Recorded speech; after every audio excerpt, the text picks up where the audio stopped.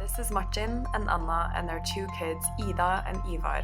They're all moving to Stavanger for the first time.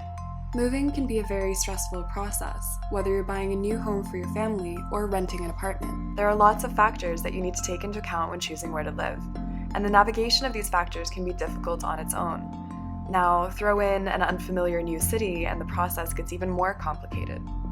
Martin has just accepted a new job in Stavanger, and his family will have to relocate.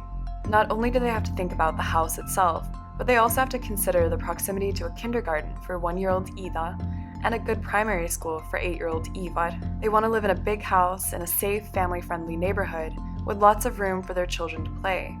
But like most people, they have a budget to adhere to. And what about what their family will need in 5 years? So we asked ourselves, how might we make it easier for Martin and Anna and other newcomers to a city to find the most suitable neighborhood for them to live in, based on their current and future needs? We knew that we could use data analytics and Sassveia to make this decision easier for people. So we decided to partner up with Stavanger kommune, who have a lot of open source data that could be useful to our analysis. So how did we go about it?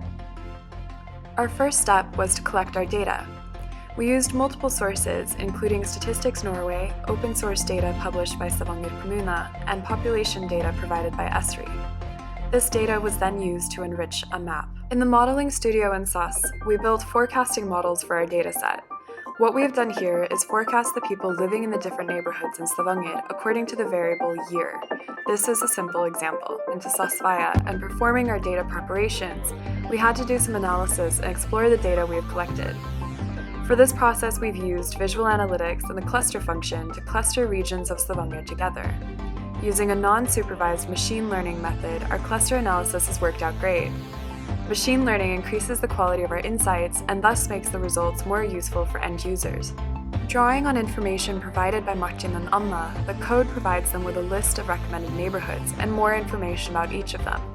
What the demographics are, what people spend their income on, how many schools there are, hospitals, etc. So what does this mean for Martin and Anna?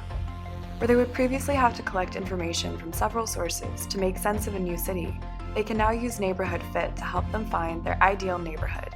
By answering a few questions about themselves, they can, with the power of analytics and machine learning, get a tailored selection of neighborhoods that could be the best fit for what they need now, as well as in the future. We believe that this solution has unwarranted potential to create value for its users and other stakeholders. This is Neighborhood Fit, helping newcomers find their future neighborhoods.